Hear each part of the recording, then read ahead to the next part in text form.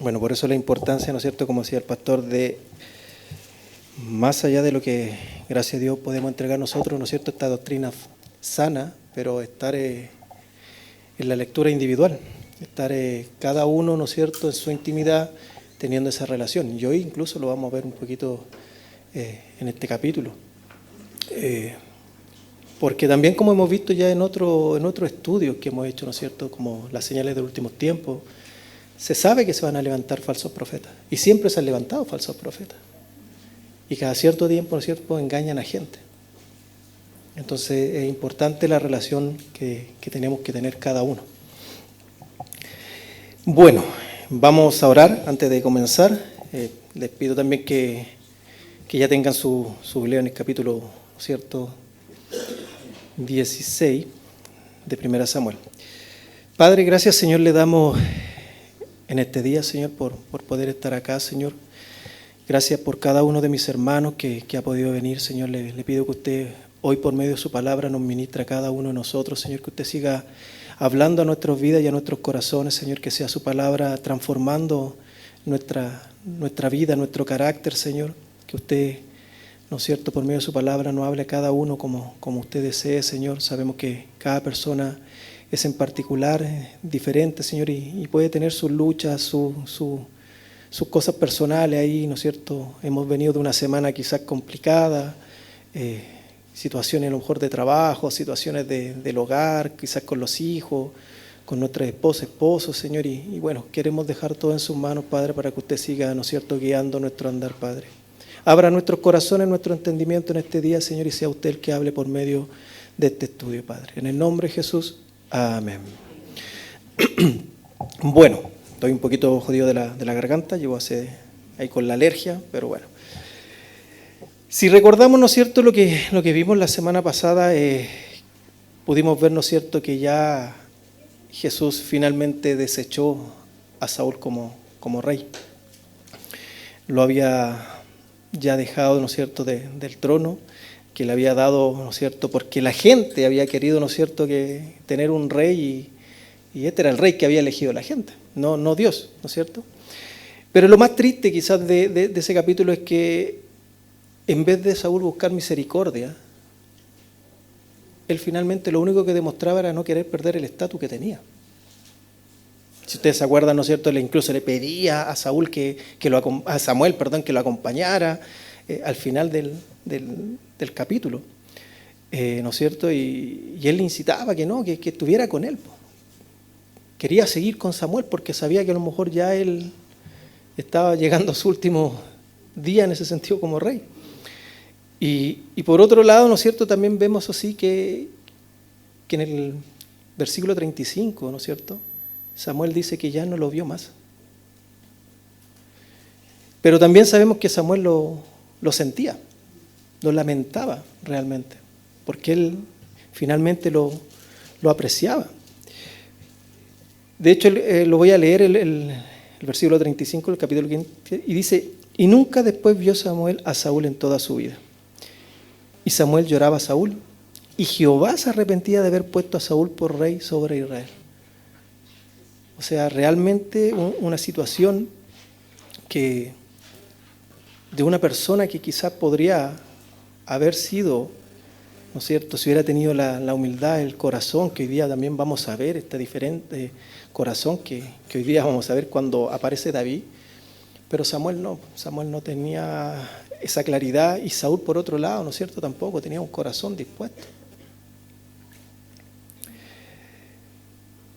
Bueno, vamos a comenzar leyendo, ¿no es cierto?, los primeros versículos, donde muestra que obviamente Samuel va a ungir a David como rey. Y dice: dijo Jehová a Samuel: ¿hasta cuándo llorarás a Saúl, habiéndolo yo desechado, para que no reine sobre Israel? Lo primero que vemos acá, ¿no es cierto?, es esta pregunta, ¿hasta cuándo lloras? Y como les decía, si se dan cuenta, en el capítulo anterior terminaba Samuel, ¿no es cierto?, llorando, tenía un sentimiento, tenía un afecto. Por contrario, dice: llena tu cuerno de aceite y ven, te enviaré a Isaí de Belén, porque de sus hijos me he provisto de rey. Segunda cosa importante, ya no es el rey del pueblo, es el rey de Dios. ¿Ya? Y dijo Samuel, ¿cómo iré? Si Saúl lo supiera, me mataría. Jehová respondió, toma contigo una becerra de la vacada y di, a ofrecer sacrificio a Jehová he venido. Y llama a Isaí al sacrificio, y yo te enseñaré lo que has de hacer, y me ungirás al que yo te dijere. Acá no se habla cuánto tiempo ha pasado de la escena anterior, ¿no es cierto?, de esta situación donde vimos en el capítulo anterior, y esta escena que estamos viendo ahora, pero claramente no tiene que haber sido, ¿no es cierto?, de un día para otro. Porque por eso es que le pregunta, ¿por qué, ¿no es cierto?, ¿hasta cuándo lloras? Le pregunta Samuel, ¿hasta cuándo llorarás a Saúl? Aun cuando él sabía que lo había desechado. Y como le decía, es una pregunta fuerte porque si bien Samuel estaba llorando a Saúl, ¿no es cierto?, lo que Dios le estaba diciendo era, hey, ¿hasta cuándo te vas a quedar en esta situación de tristeza sin saber que yo tengo el control del futuro? Y eso es algo que también a nosotros nos tiene que hacer sentido. Hay un dicho, ¿no es cierto?, que es no llorar sobre la leche derramada. Y muchas veces nosotros somos iguales. Lloramos bajo una situación que nos está pasando porque nosotros nos ensimismamos en ese tiempo, en ese momento. Pero no vemos lo que ve Dios. No vemos que Dios sí tiene una solución, sí tiene, ¿no es cierto?, el panorama completo. Entonces, en ese sentido, ¿no es cierto?, le dice, hey, perfecto, ¿hasta cuándo vas a seguir así? Que tú miras la tragedia, ¿no es cierto?, del pasado, pero no estás viendo que yo tengo la solución del futuro.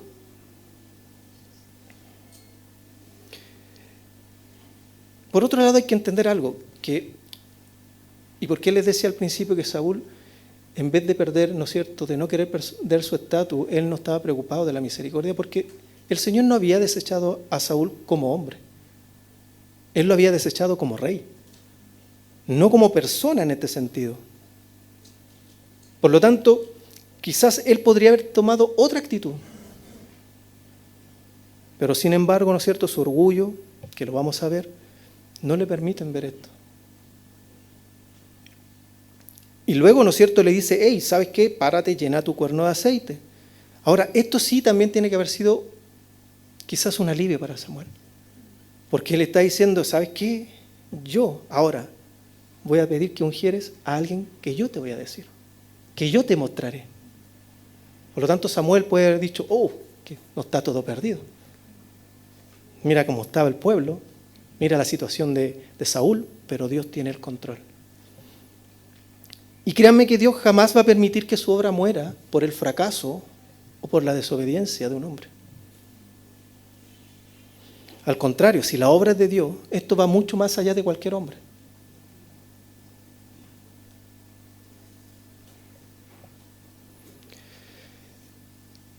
Por otro lado, también acá hay otro tema que a mí en lo particular me llamó mucho la atención y es ver el carácter, eso sí, también de Samuel.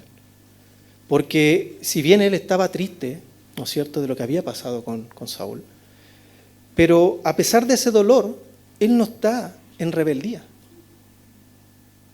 No, por el contrario. Aun cuando le duela la voluntad de Dios, él dice, ok, yo no me voy a rebelar contra su voluntad. Y muchas veces también eso nos ocurre a nosotros. Porque muchas veces nosotros como humanos, ¿no es cierto?, como le decía, vemos solamente un punto de nuestra vida. Y muchas veces no nos gusta lo que estamos viendo.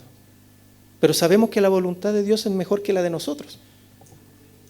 Entonces, ¿qué pasa? Que aun cuando yo no entienda su voluntad, aun cuando quizás no esté de acuerdo a su voluntad, la pregunta es, ¿voy a ser rebelde?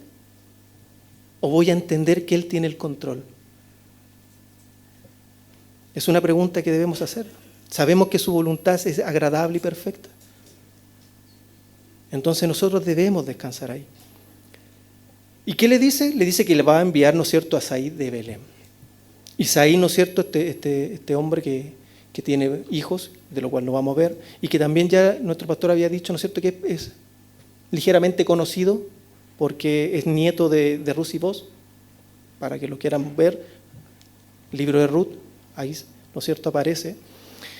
Pero por otro lado vemos que Samuel tiene una actitud muy normal a la de uno también, porque a veces nosotros cuando leemos los personajes de la Biblia pensamos que son como superhéroes o superhombres, y no, y acá nos damos cuenta que son tan iguales a nosotros, porque él dice, ¿cómo iré? Si Saúl lo sabe, me va a matar. ¿Qué está expresando? Miedo. Y ciertamente, quizás el miedo era razonable, porque ya sabemos todo lo que había pasado anteriormente.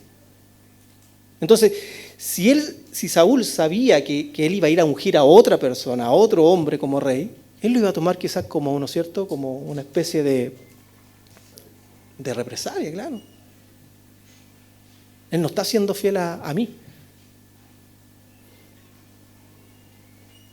Por lo tanto, él tiene temor del hombre, aun cuando sabe quién es su Dios.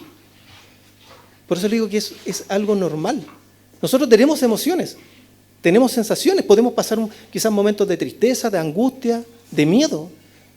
Pero la pregunta siempre que yo he hecho acá cuando doy algún estudio es, ¿seguiremos siempre en esa actitud?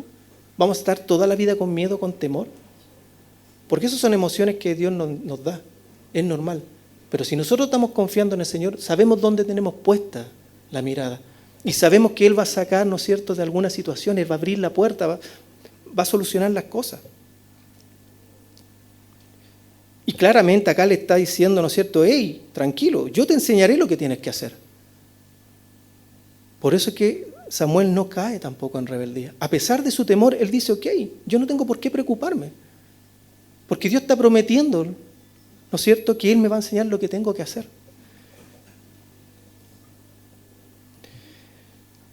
Y la respuesta de Dios le dice, ok, mira, tú lo que tienes que hacer es, toma contigo una, ¿no es cierto?, una becerra de la vacada, y lo que vas a hacer es que vas a decir que vas a ofrecer sacrificio a Jehová. Si se dan cuenta, es solo una orden. No le dice más detalle. No le dice a él, sabes que yo te voy a esconder de Saúl, mira, yo voy a preparar un plan para que Saúl no... No. Una orden. Haz esto y punto. Por lo tanto, ¿no es cierto?, acá nosotros debemos también entender que también Dios obra con nosotros igual. Sí, como le digo yo, el punto es, ¿estamos oyendo la voz de Dios? Porque a veces estamos en situaciones que primero, a veces nos buscamos nosotros mismos. Otras veces pueden ser pruebas que el Señor permite, ¿no es cierto? Pero muchas de estas cosas son para decir, hey, ¿dónde estoy mirando, como les decía? ¿Dónde estoy poniendo mi confianza realmente? ¿En quién estoy creyendo? Por eso siempre he dicho que es muy distinto decir, yo creo que Dios existe, a decirle, yo le creo a Dios. Porque el creerle a Dios es decir, ok, Él tiene la sabiduría que yo no tengo. Por lo tanto, Él, si dice algo, lo va a cumplir. Y acá le estaba diciendo, aquí hay un comentario que es de Warren, que me gustó mucho, y que de hecho me hizo mucho sentido también hoy día en una reunión que estábamos escuchando ahí, y que alguien dio una opinión. Y este comentario te dice, nosotros no descansamos en las explicaciones de Dios, sino que descansamos en las promesas de Dios, porque sabemos que lo que Dios promete, lo cumple. Como dice su palabra, Dios no es hombre para mentir. Entonces, si nosotros quizás queremos descansar en Él, la explicación, ¿por qué, Señor? ¿Por qué? No, descansa en las promesas. Él dice que no dejas a sus hijos solos, que no les da más de lo que no pueden soportar. Entonces, si yo estoy creyendo en esas promesas, claramente voy a tener una tranquilidad, a pesar de la situación que pueda estar pasando. Y la promesa es porque de sus hijos te he provisto de rey. Aquí es donde Él, ¿no es cierto?, dice, y ungirás al que yo te dijere. Como les decía anteriormente, el primer rey fue ungido por el pueblo. Sin embargo, no era el rey que el pueblo realmente necesitaba ni deseaba. En cambio ahora, ¿no es cierto?, dice, ¿no es cierto?, el Señor, hey, es tiempo de un rey para mí. Dios iba a mostrar cuál iba a ser su rey.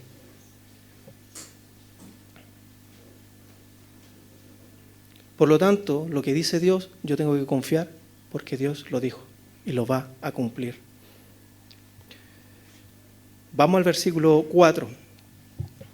Hizo pues Samuel, como le dijo Jehová, Y luego que él llegó a Belén, los ancianos de la ciudad salieron a recibirle con miedo y dijeron: ¿es pacífica tu venida? Él respondió: sí, vengo a ofrecer sacrificio a Jehová. Santificaos y venid conmigo al sacrificio. Y santificando él a Isaí y a sus hijos, los llamó al sacrificio. Vamos a llegar hasta ahí, al 5, ¿no es cierto? Y vemos automáticamente lo que hace Samuel cuando llega, ¿no es cierto?, a Belén. Belén sabemos que era una pequeña ciudad que estaba no muy lejos de Jerusalén, ¿no es cierto? Y como le decía, aquí este era el hogar de Ruth y Boz, ¿ya? De donde descendía Isaí, donde él fue y va a ver, ¿no es cierto?, va a encontrar, ¿no es cierto?, dentro de sus hijos al ungido. Pero también vemos algo distinto, porque si ustedes se acuerdan, Saúl tenía una orden difícil en el capítulo 15. Pero no es tan distinta a lo que Samuel tiene ahora. También es una orden difícil. Pero vemos un carácter distinto. Porque Saúl nunca estuvo, ¿no es cierto?, quiso seguir la orden de Dios.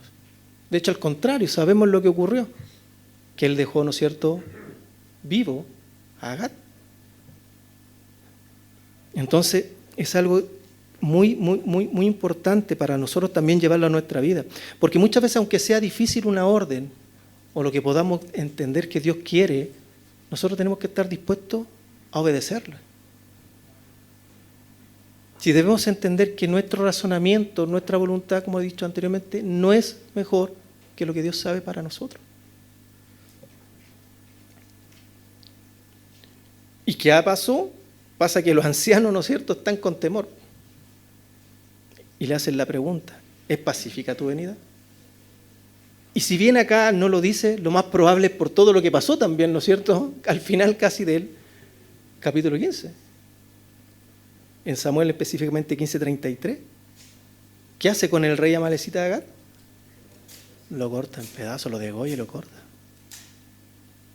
Entonces, claramente, quizás los ancianos ya también habían sabido, a lo mejor ya había corrido la voz, ¿no es cierto? Y ellos tienen que haber dicho: viene Samuel, ¿a qué viene? Por lo tanto, a lo mejor era normal este temor. Sin embargo, ¿no es cierto?, Samuel dice: no, he venido pacíficamente y he venido a ofrecer sacrificio. Y por otro lado lo invita: venid conmigo al sacrificio. Y no solo a ellos, sino que, ¿no es cierto?, también a Isaí y a su familia. Por lo tanto, acá Isaí no solamente iba a ser un espectador del sacrificio que estaba o que iba a ofrecer Samuel, sino que lo estaba haciendo partícipe de esta fiesta. Y acá también tengo una nota para poder simplemente tener una aclaración. Porque cuando se sacrificaba un animal para expiar un pecado, ¿no es cierto?, sabemos que no se comía nada del animal. Era todo, ¿no es cierto?, ofrecido como holocausto a Jehová. Pero sin embargo, cuando se hacía una ofrenda de paz, una ofrenda de comunión, sí parte del animal, ¿no es cierto?, era ofrecida como holocausto y otra parte, ¿no es cierto?, era consumida durante esta ceremonia. Así que para que ustedes ahí lo tengan, ¿no es cierto?, anotado. Luego el 6 dice: y aconteció que cuando ellos vinieron, él vio a Eliab y dijo: de cierto, adelante de Jehová está su ungido. Y aquí empieza a ponerse interesante este capítulo, porque si se dan cuenta, lo que está pasando con Samuel es que está diciendo: oh, mira, este tipo tiene un porte, a lo mejor quizás, ¿no es cierto?, tiene una apariencia quizás muy parecida a la de Saúl. Pero fíjense lo que dice Jehová. Le respondió a Samuel: no mires a tu parecer, ni lo grande de su estatura, porque yo lo desecho. Porque Jehová no mira lo que mira el hombre, pues el hombre mira lo que está delante de sus ojos, pero Jehová mira el corazón. Entonces, fíjese lo que pasó con Isaí. Llamó a Abinadab, otro de los hijos, ¿no es cierto?, y también lo hace pasar delante. ¿Y qué dice Samuel? Tampoco es este, ¿no es cierto? Este no ha escogido Jehová. Y luego de eso hizo pasar a Samá y le dijo: tampoco Este ha elegido Jehová. E hizo pasar a 7 hijos suyos delante de Samuel. Pero Samuel dijo a Isaí, Jehová no ha elegido de estos. Yo acá tengo una presentación, ¿no es cierto?, que habla un poquito de la transición del trono. Estamos en la primera parte, ¿no es cierto?, donde estamos viendo cómo Dios está proveyendo un nuevo rey. Si podemos adelantar, por favor. Aquí explica un poco, ¿no es cierto?, lo que pasó y lo que leímos recién, el fin de este luto y la tragedia divina. ¿Ya? Dios interrumpe el luto. Dios le dice, hey, ya, para de llorar. Para de seguir en esta actitud. Por el contrario, ¿no es cierto?, vamos hacia adelante. Ya tenemos 2 cosas. Dice que Samuel, ¿no es cierto?, lamenta a Saúl, un rey que ha sido rechazado por Dios, pero Dios envía a Samuel a casa de Isaí a ungir el nuevo rey. Esto es lo que hemos estado viendo en estos primeros, ¿no es cierto?, versículos. ¿Puede adelantar, por favor? Y aquí viene esto interesante que vamos a ver ahora. Porque la gran ilusión de la apariencia, lo que el hombre ve, la apariencia, la estatura, el carisma, ¿no es cierto?, como sale ahí, la reacción de Samuel al ver, ¿no es cierto?, a los primeros hijos. Pero sin embargo, Dios, ¿qué le está diciendo? Hey, yo veo lo que está bajito, veo eso que está oculto, eso que nadie ve. Yo veo el corazón, veo la intención. Lo que ve Dios es el corazón, la fidelidad, lo oculto. Entonces, si se dan cuenta, ¿no es cierto?, cuando vio a los 2 hijos, dice, claro, ellos parecen rey. Y debe ser el que Dios quiere. ¿Por qué? Porque vio un joven alto, quizás buen físico, con buena presencia, como se podría decir. ¿No es cierto? ¿Y qué le dice Dios? Hey, no mires su parecer. No mires lo que tú tienes delante de tus ojos. Porque finalmente la apariencia no es lo que importa. Y claramente dice, porque Jehová no mira lo que el hombre ve. Porque el hombre ve lo que está solamente delante de sus ojos, pero Dios sí puede ver el corazón. Y acá yo me acordaba un poco también, un estudio que estamos comenzando también con algunos de los hombres, ahí con mi cuñado, y que leíamos justamente el Salmo 139. Y que justamente los primeros capítulos que leyó él habla de esto, de la omnisciencia que tiene el Señor, de conocer todo, de cómo Él conoce realmente cómo somos, que a Él no le podemos ocultar nada, que nosotros podemos parecer a todo el mundo algo que no somos.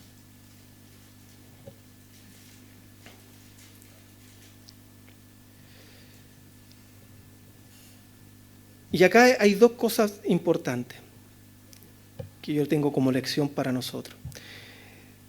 Porque primero, ¿no es cierto?, si se dan cuenta, esto es una invitación, ¿no es cierto?, a que nosotros no juzguemos tan deliberadamente, tan fácilmente. Que muchas veces vemos cosas en una persona y ya creemos que tiene las condiciones necesarias, o a veces criticamos sin saber más allá. Pero por otro lado, también es una exhortación a pensar como Dios. Porque si bien nosotros nunca vamos a tener la capacidad de ver a un hombre lo que hay interiormente, pero sí hay algo que nosotros podemos ver, que son los frutos de una persona, los frutos de un cristiano. Y eso nos dice mucho de cómo es la relación que tiene una persona íntimamente con el Señor. Dios tenía un hombre totalmente distinto en mente a la expectativa de Samuel e Isaí. ¿Y por qué yo les digo que es una exhortación también, ¿no es cierto?, pero una verdad de no juzgar? Porque quiero, si quieren me acompañan a Mateo 7, yo se los voy a leer, pero el que lo quiera buscar, ¿no es cierto? Dice, Mateo 7:1, no juzguéis para que no seáis juzgados, porque con el juicio con que juzgáis seréis juzgados, y con la medida que medís os serás medido. Y porque miras la paja que está en el ojo de tu hermano y no echas de ver la viga que está en tu propio ojo, ¿O cómo dirás a tu hermano, déjame sacar la paja de tu ojo y he aquí la viga en el ojo tuyo? Hipócrita, saca primero la viga de tu propio ojo y entonces verás bien para sacar la paja del ojo de tu hermano. ¿Y por qué pongo esto? Porque si bien el Señor nos está enseñando a no enjuiciar, a no prejuzgar, pero también hay que tener cuidado porque mucha gente ocupa estos versículos y los saca totalmente fuera de lo que Dios realmente quiere decirnos. Porque mucha gente dice, hey, tú no tienes derecho a juzgarme. No, tú no me puedes juzgar porque Dios dice, no juzguéis. Pero si se dan cuenta, este versículo está inmerso en este contexto. Porque Jesús está diciendo, ¿tú quieres corregir a tu hermano? Ok, bueno, primero, mira si tú no estás en esa misma situación e incluso peor. Pero por otro lado, te está diciendo, ¿sabes qué? Si tú quieres hacer eso, saca primero tu viga. Ten tú primero tu relación con Dios. Pero cuando tú haces eso, no es para que no le digas nada a tu hermano. Y claramente lo dice acá. Es para que tú, sacando la viga, tú puedas ver bien la paja de tu hermano y lo puedas corregir. Y lo puedas exhortar si es necesario. Pero con una actitud que corresponde. Con una actitud de amor. No con una actitud de crítica. No con una actitud de juicio.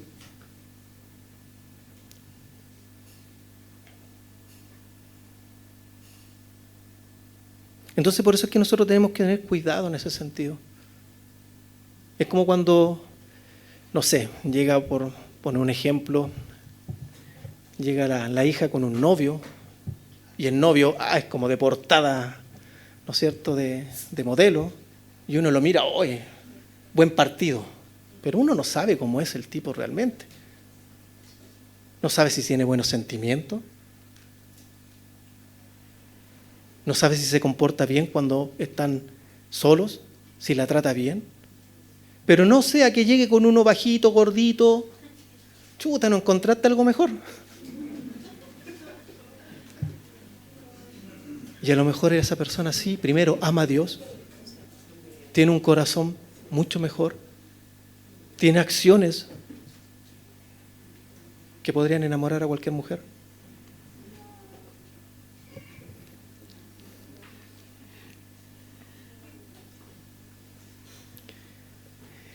Importante ver, ¿no es cierto?, que Dios ve el corazón de cada persona.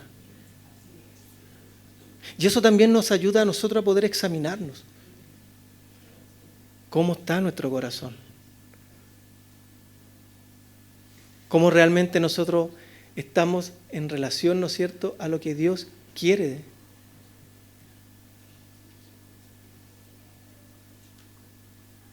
Porque Dios puede transformar un corazón. Dios puede transformar el carácter de una persona. No, es que yo me crié en un hogar sin amor y yo por eso es que no tengo expresiones de amor. Bueno, ¿y dónde está Dios? ¿Dónde está el amor de Dios en tu corazón? No, es que yo soy así porque me hicieron así. Y eso es otro punto porque empezamos a minimizar lo que Dios puede hacer en tu vida. Y lo único que pasa con eso, si nosotros está ocurriendo eso, que no hemos estado cambiando ni hemos sido transformados, es porque no estamos teniendo una relación con el Señor real. Estamos teniendo una relación que aparenta.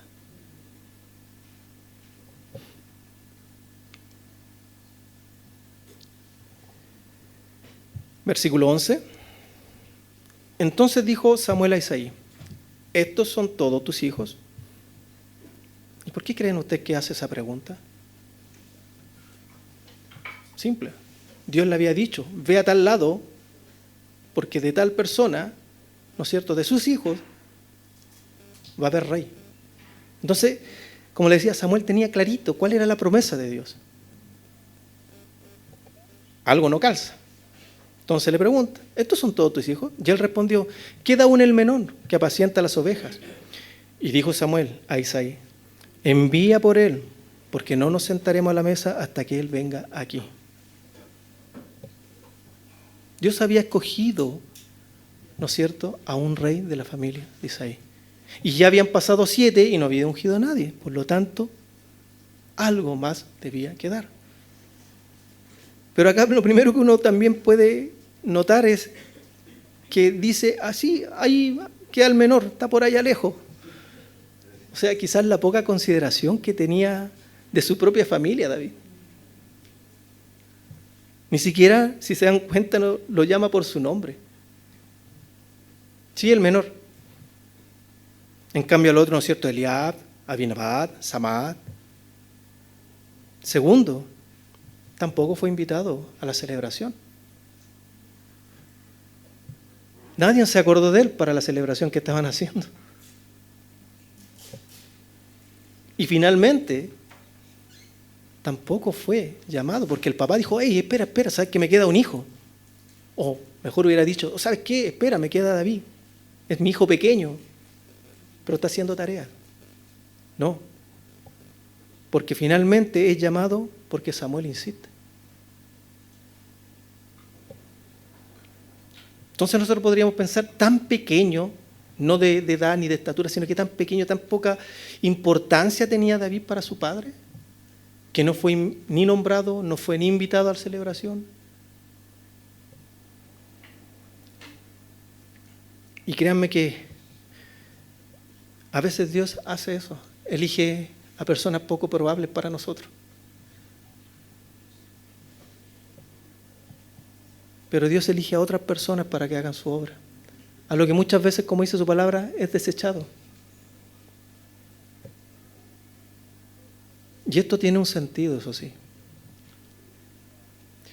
Porque muchas veces cuando quizás tú eres una persona muy preparada, puedes caer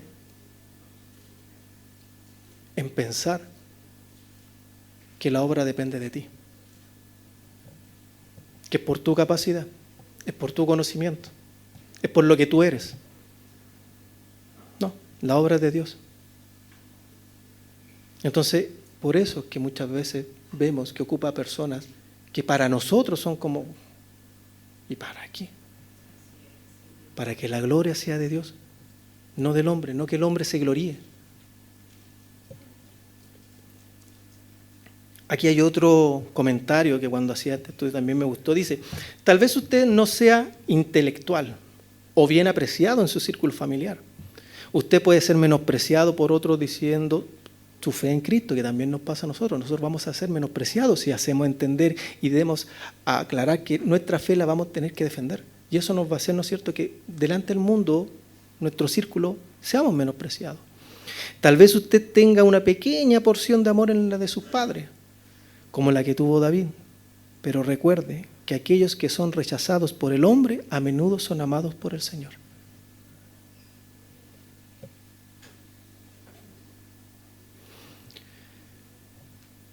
¿Y qué estaba haciendo David? Dice que estaba apacentando las ovejas. O sea, David no se había enterado, ¿no es cierto?, de este gran, digamos, proceso que estaba haciendo ahí Samuel, ¿no es cierto? Él estaba apacentando las ovejas. O sea, simplemente hacía su trabajo. Era fiel en esas tareitas pequeñas, en lo que su padre le estaba pidiendo. Y si se dan cuenta, siempre cuando Dios llama a un hombre, siempre está haciendo su trabajo. Siempre está haciendo lo que le corresponde hacer. Dios no llama a una persona que esté ahí flojeando. Ahora, por otro lado, el apacentar la oveja era algo que tenían que hacer los criados. No porque fuera el hijo menor, ¿no es cierto?, tendría que haber sido hecho. Pero esto da a entender que la familia, ¿no es cierto?, Isaí, no era una familia que tuviera un gran dineral. Por eso es que su hijo menor estaba haciendo, ¿no es cierto?, la labor que tenía que hacer un criado. Pero hay otras cosas más interesantes también el hecho de apacentar la oveja. Porque David, al estar apacentando la oveja, significaba que tenía mucho tiempo para pensar. Mucho tiempo en el cual quizá él pasó mirando y contemplando la gloria de la creación, teniendo una comunión con Dios. Interesante. Dios edificó en el corazón, ¿no es cierto?, de David para su gloria. Y acá algunos comentaristas dicen que claramente en este tiempo es donde apareció el Salmo 19, el Salmo 8. Él pasó mucho tiempo meditando en estas cosas. Pero por otro lado, también el apacentar ovejas requería un corazón especial. Porque sabían que las ovejas necesitaban cuidado. La oveja es uno de los animalitos que no se sabe cuidar para nada. Usted la deja y se muere una oveja si no tiene un pastor. Por lo tanto, es aquí, ¿no es cierto?, donde Dios formó a David un corazón conforme a él. Por otro lado, David también entendía, ¿no es cierto?, cómo Jehová era un buen pastor. Y también acá dicen los comentaristas que está el Salmo 23, que habla justamente de eso. No los vamos a leer, pero si ustedes los quieren anotar y ver en su hogar. Pero también significa que el estar apacentando ovejas tenía que tener una confianza única en Dios. Porque sabíamos que el trabajo del pastor era peligroso, sobre todo en esos lugares, en esa zona donde habían osos, leones, lobos, y que sabemos que incluso David tuvo que pelear contra ellos. ¿Para qué? Para defender y proteger a las ovejas. Pero ¿cómo podía hacerlo él si él no tenía la confianza de que Dios estaba respaldándolo? De que Dios lo cuidaba a él.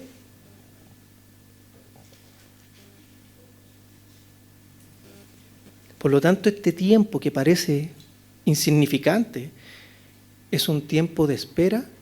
No, fue un tiempo de entrenamiento para David.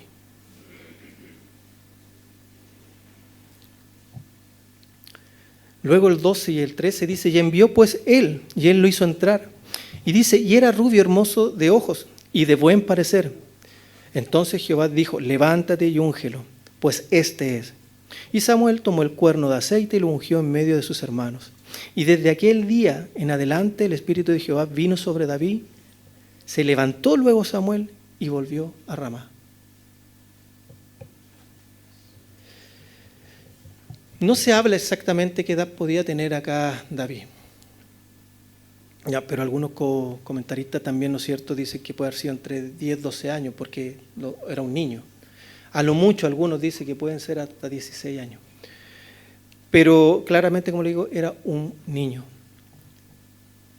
Pero lo que sí debemos tener claro es que él, aparte de estar apacentando la oveja, no había hecho nada relevante. Nada. Hasta ese punto, nada. Si lo comparamos con sus hermanos, que algunos ya estaban, ¿no es cierto?, en el ejército, otros que incluso iban a entrar al ejército, que era algo importante en ese tiempo, ¿no es cierto?, él ahí apacentando la oveja, como alguien pudiera decir. Pero ya vimos que no es apacentar oveja, tiene varias cosas. Y dice que era rubio.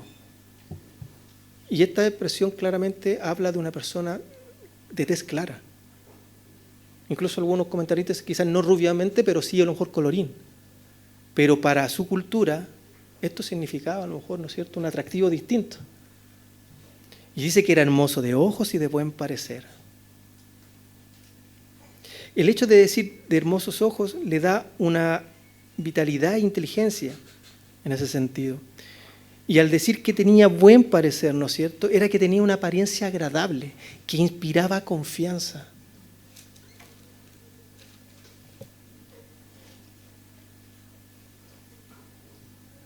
Pero volvemos a lo mismo, volvemos a ese tema de corazón, volvemos a ver lo que nosotros dice al principio. Si nosotros lo vemos así simplemente, este era un muchacho bien parecido. Nada que ver con Saúl, un hombre que tenía postura de rey, tenía quizás presencia de rey. No, acá era un muchacho bien parecido.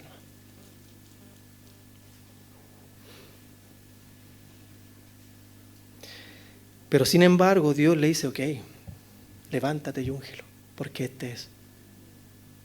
Dios sabía el corazón que tenía David. Sabía esas cualidades que quizás no se veían a simple vista.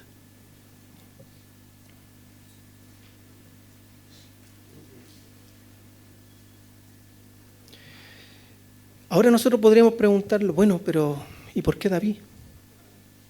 Quizás había muchos otros pastores como David. Habían otros muchachos bien parecidos como David, ¿no es cierto?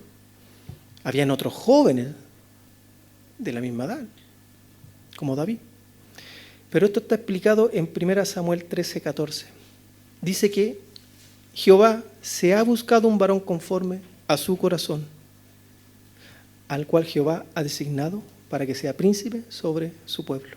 Eso es lo que hacía especial a David, que tenía un corazón conforme al corazón de Dios.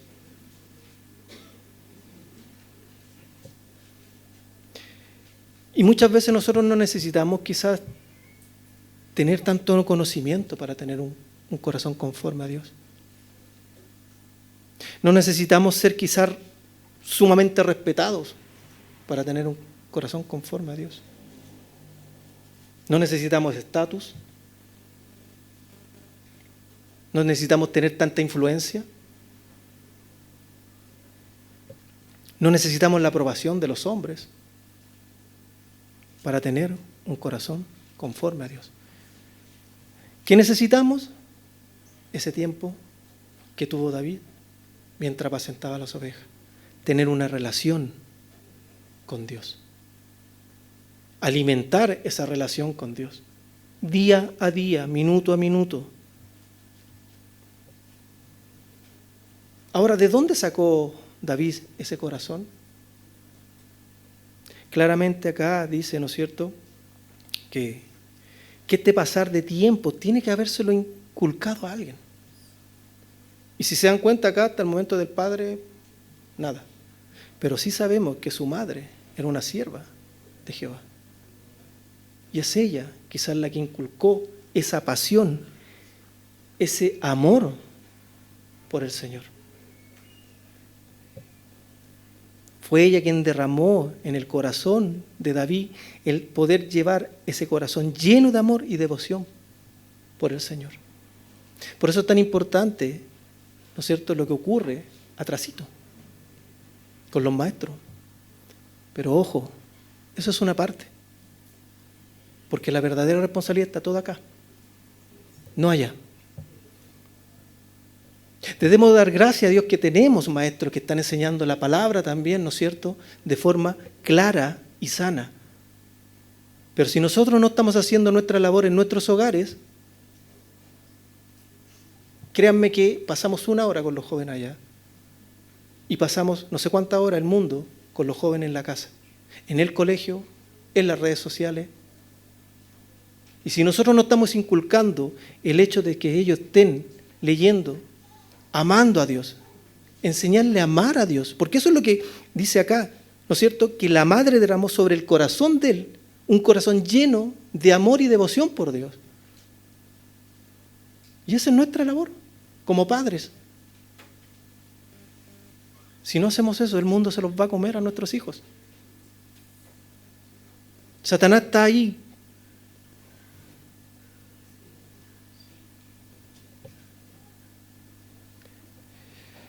¿Y qué hace Samuel? Toma el cuerno, lo unge en medio de sus hermanos. Me imagino los hermanos ahí.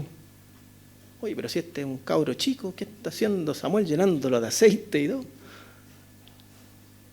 Pero lo más importante, dice, es que desde aquel día el Espíritu de Jehová vino sobre David. O sea, este evento del aceite simplemente era algo ahí visual. El verdadero ungimiento vino cuando el Espíritu Santo vino sobre David. ¿Y qué ocurrió?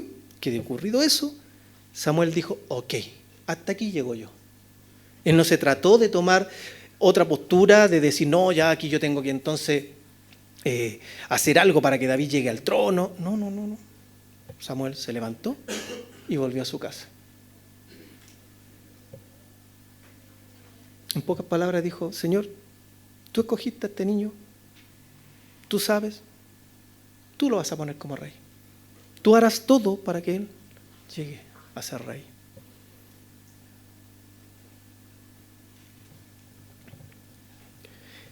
Ahora vamos a ver un poco el contraste de lo que está ocurriendo, ¿no es cierto?, también por el otro lado, por el lado de Saúl. ¿Podemos adelantar un poquito la presentación?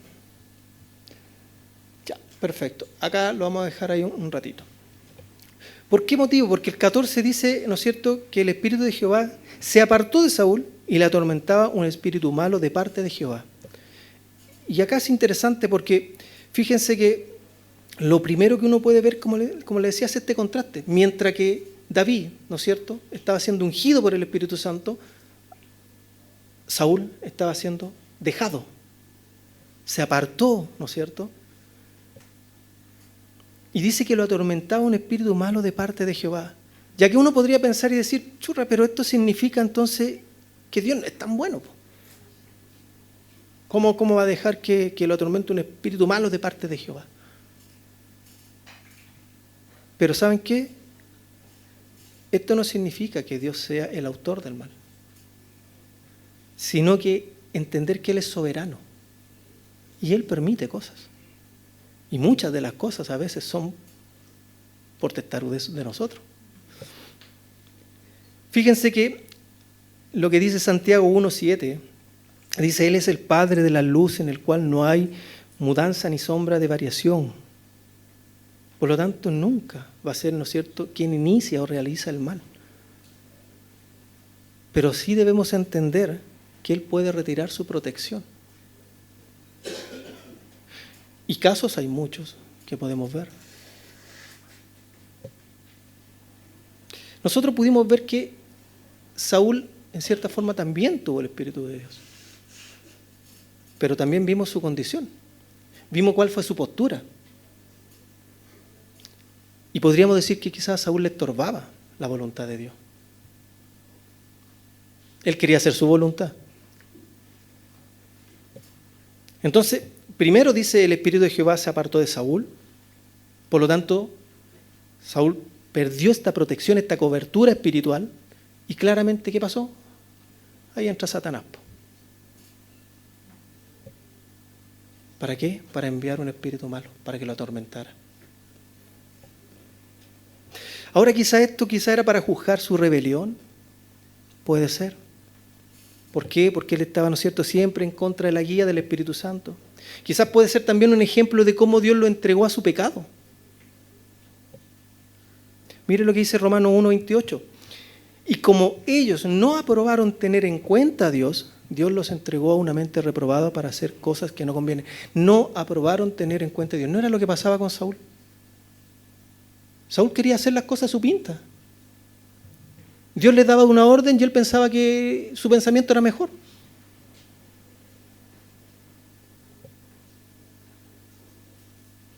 Finalmente Saúl le está diciendo, ¿sabes qué? No, aléjate. No quiero tu guía. Yo puedo solito. Eso es lo que le está diciendo. Y finalmente, ¿qué es lo que hace? Dios le da a Saúl lo que él quería. ¿Se acuerdan de Jueces? Sansón. Jueces 16:20. Ya dijo Sansón, los filisteos están sobre ti. Y él despertó de su sueño y dijo, saldré como otras veces. Ja, ja, ja, poco menos, ¿no es cierto? Me sacudiré. Pero no sabía que el Señor ya lo había abandonado. Qué peligroso. Qué peligroso que finalmente nosotros muchas veces estamos tan inmersos en el pecado que no nos damos cuenta que el Señor dice, ok, ¿quieren vivir así? Vive. Y después estamos llorando, ¿pero por qué, Señor? Pero si tú quisiste vivir así, tú fuiste siempre rebelde contra Dios. Y quizás muchas personas de hoy día, en nuestra condición hoy día, ¿no es cierto?, tienen estos problemas espirituales. Pero el problema es que también los disfrazamos con problemas psiquiátricos. Y no quiero decir con eso que efectivamente, ¿no es cierto?, todos los casos sean problemas espirituales. No, porque sabemos, ¿no es cierto?, que hay desequilibrios químicos, ¿no es cierto?, hay problemas fisiológicos, que realmente son realmente de este mundo caído. Pero hay personas que sí pueden estar en esta situación. Por eso debemos tener cuidado, prestar atención a la voz del Espíritu Santo y lo que Dios nos habla.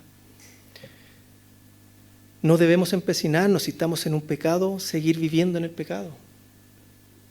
Como que nada nos va a pasar. O porque muchas veces estoy viviendo en una situación y hasta el momento no me ha pasado nada. Y creemos que la estamos haciendo de oro. Tarde o temprano va a tener su consecuencia. 15. Y los criados de Saúl le dijeron, he aquí ahora un espíritu malo de parte de Dios te atormenta. Primer detalle que a mí me llamó mucho la atención. Diga pues nuestro Señor a tus siervos que están delante de ti que busquen alguno que sepa tocar el arpa, para que cuando esté sobre ti el espíritu malo de parte de Dios, él toque con su mano y tengas alivio. Y Saúl respondiendo a su criado dijo, buscadme pues ahora alguno que toque bien y traédmelo. Claramente acá podemos ver, ¿no es cierto?, que los criados de Saúl tenían más claridad de este espíritu malo que el mismo Saúl. Ellos sí se daban cuenta lo que estaba ocurriendo con él. Y eso también nos puede ocurrir a nosotros. A veces la condición, ¿no es cierto?, espiritual de nosotros es mucho más visible para otros que para nosotros mismos. Y él le dice, ok, busca a alguien, ¿no es cierto?, que sepa tocar el arpa. O sea, en otras palabras, le está diciendo, ¿sabes qué? ¿Por qué no te buscas un líder de alabanza? Y esto es algo, miren, no es tan... Porque finalmente, ¿no es cierto?, ellos iban a usar la música para traer, ¿no es cierto?, paz a Saúl. Pero esto quiere decir que Saúl necesitaba ser guiado por medio de la adoración, a ver si se enrolaba hacia Dios, si se volvía a Dios. Y sabemos que la música es poderosa. Dios hizo la música con la capacidad de tocar a las personas. De hecho, hay experimentos, ¿no es cierto?, que hacen reaccionar el líquido, ¿no es cierto?, el fluido ante la música. Eso se llama cimática, que pone, ¿no es cierto?, un líquido y van viendo cómo son las ondas cuando empiezan a sonar ruido. Entonces la música tiene esta capacidad de tocar a las personas y puede causar un buen bien o un gran mal. Se conecta con su interior la música. Por eso es tan importante también qué están escuchando nuestros jóvenes, qué estamos escuchando nosotros también, no solamente los jóvenes. Porque finalmente si estamos escuchando solo música basura, nos vamos a llenar de esa basura. Y por eso también es importante, eso sí, hermano, que podamos llegar a tiempo de la alabanza, porque la alabanza ministra. La alabanza no es solamente un relleno. Muchas veces podemos ser tocados por una canción. Podemos ser quebrantados por una canción.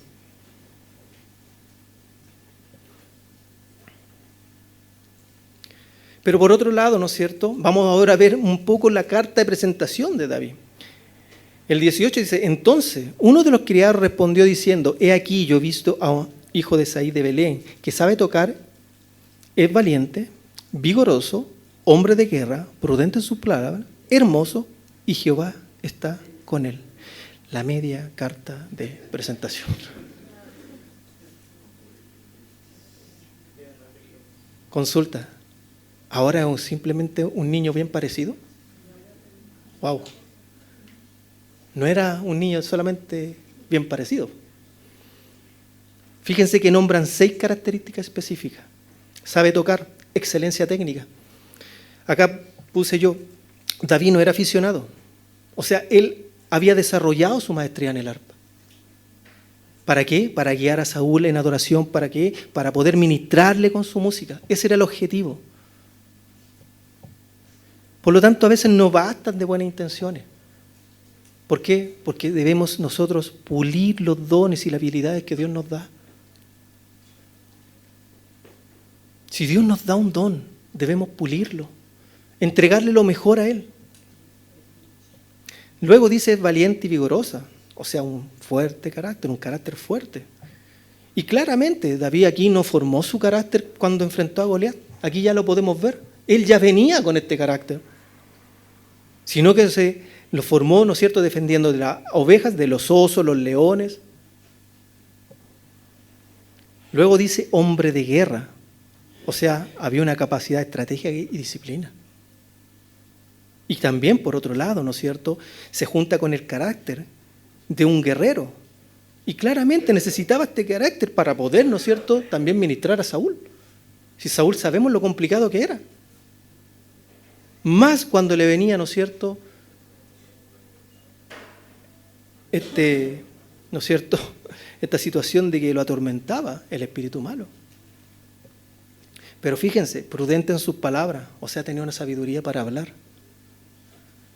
Tenía que tener cuidado, ¿no es cierto? Sabía cuándo hablar y cuándo callar.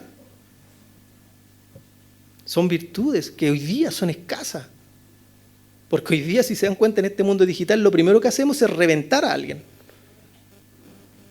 No tenemos esa precaución de qué va a causar una palabra en una persona. Luego dice hermoso, que yo le había dicho anteriormente, ¿no es cierto? Muestra gracia, integridad, tenía este carisma, presencia agradable, que generaba confianza. Y aquí viene el punto más importante, el 6, Jehová estaba con él, tenía el respaldo espiritual. Era el que unificaba y potenciaba todas las otras. Y aquí es donde claramente, ¿no es cierto?, este criado notó que David reflejaba esta conexión profunda con Dios. Pero aquí hay otro punto importante, porque fíjense que él mientras estaba, ¿no es cierto?, después de ser ungido, él siguió haciendo sus labores, pero había alguien mirándolo. Había un criado que había notado estas cualidades.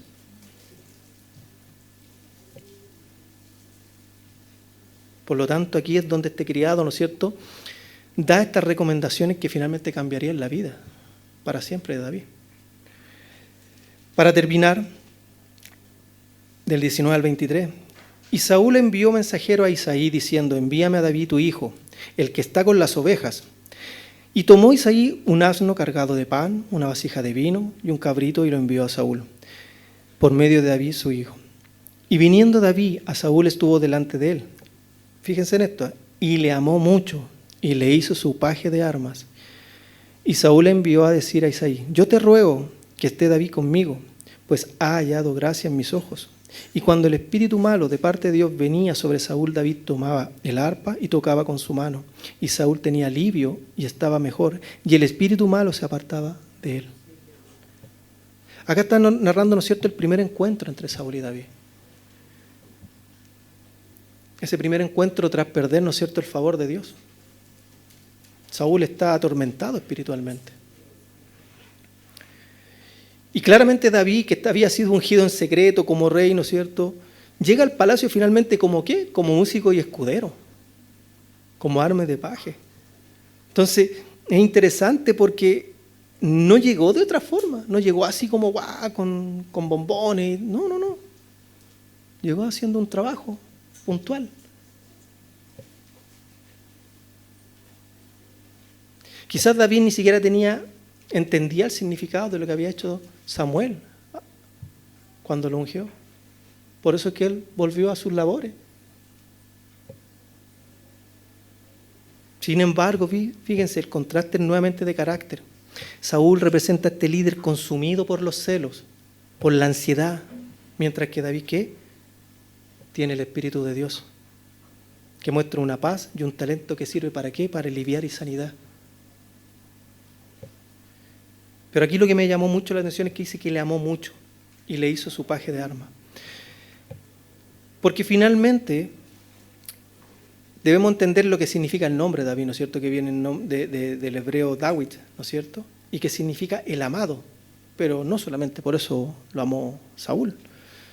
Pero sí, Saúl lo tomó inmediatamente y le dio la importancia y la posición de alguien súper importante, paje de armas, que era este escudero, era este ayudante principal en las batallas. No era menor lo que David tenía que hacer, porque finalmente se habla que la vida de un soldado, ¿no es cierto?, dependía del valor y la fidelidad del paje de armas. Y claramente decía que Saúl sabía que David era digno de esta posición. Esa confianza que, ¿se acuerdan cuando decía buen parecer, daba esa confianza? Y este asistente militar, ¿no es cierto?, debía tener la confianza máxima del soldado, en este caso, de su rey. ¿Por qué? Porque era protección para el rey, como le decía. Él encargaba de estar con la armadura, las armas, ¿no es cierto? Él se las pasaba durante la batalla. Pero es más, porque su misión principal era proteger incluso con su vida. Era como una especie de guardaespaldas, por decirlo.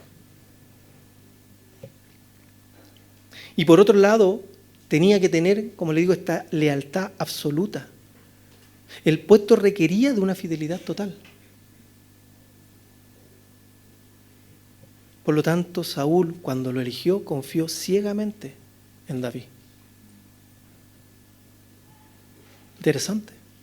Porque no cualquiera uno va a ver a una persona y decir, ya Juan Pablo, ¿sabes que ven para acá? Tú me inspiráis confianza.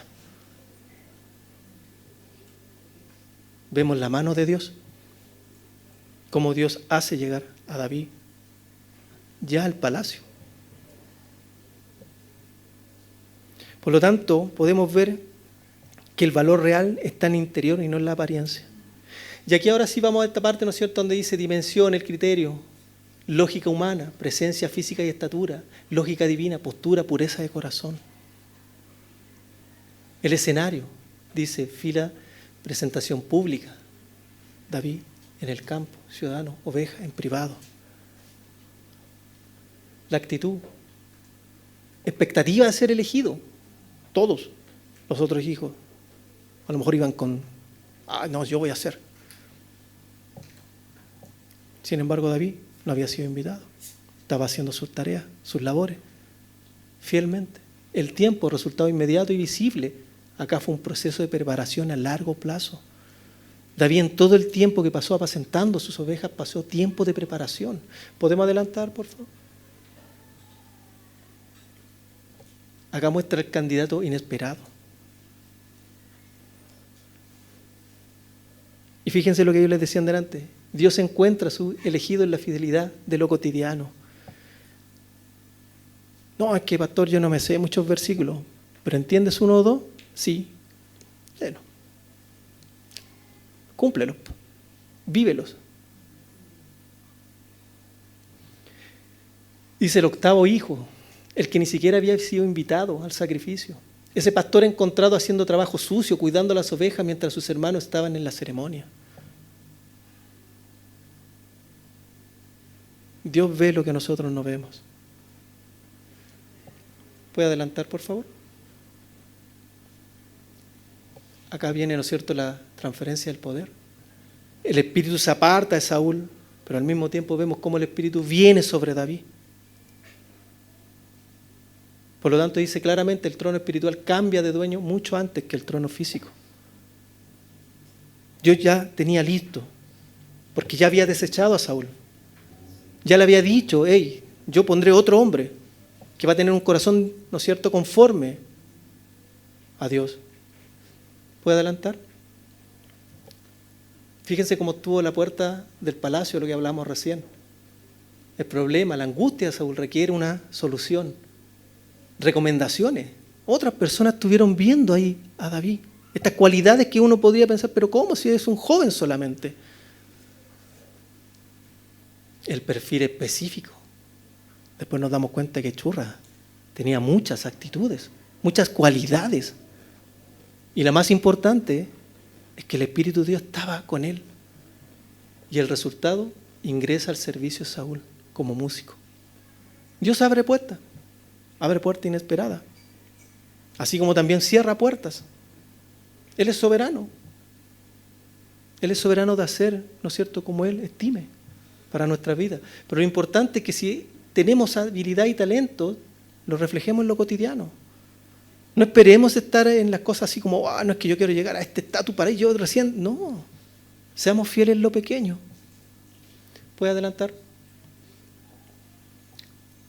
Fíjense, la paradoja de la preparación. Ungido como rey, ¿no es cierto?, recibe la máxima promesa divina. 2, regresa al campo.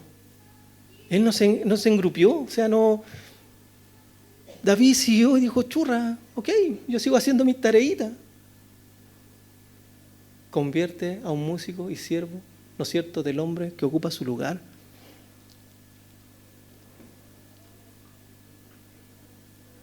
Qué increíble cómo es el Señor para llevar las cosas a cabo.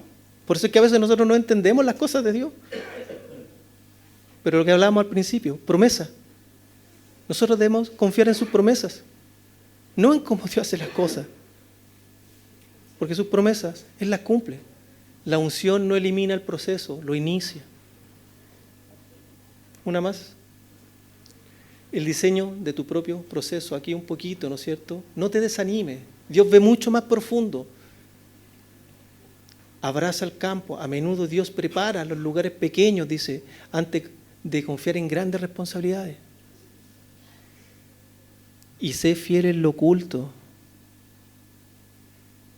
Acá todos somos santos, como hemos dicho muchas veces. Pero ¿qué hago yo en mi intimidad? Cuando yo estoy solo, realmente solo en mi hogar? ¿Qué pienso? ¿Qué veo? ¿Qué observo? ¿Cuánto tiempo malgasto? Una más. Y finalmente, ahí está. Tu corazón es tu único currículum. No hay nada más. No es lo que yo valgo. Y no quiero decir con eso que los tiremos al suelo y que no digamos, no valemos nada. No. Pero Dios ve el corazón de uno. ¿Dónde está puesto nuestro corazón? ¿Cómo estamos examinando? Día a día. Porque Dios conoce todo lo de nosotros. Nosotros no podemos ocultar nada a Dios.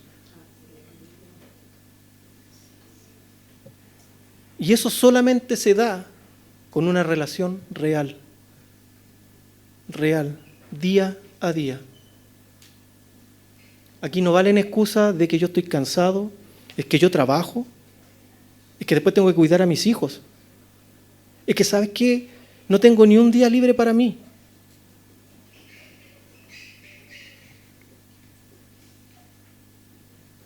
No sirve. Perdone que se lo diga de esa forma. Acá tenemos una responsabilidad. Dios está así con los brazos abiertos. Tenemos un Dios que nos perdona una y otra vez. Que nos levanta una y otra vez.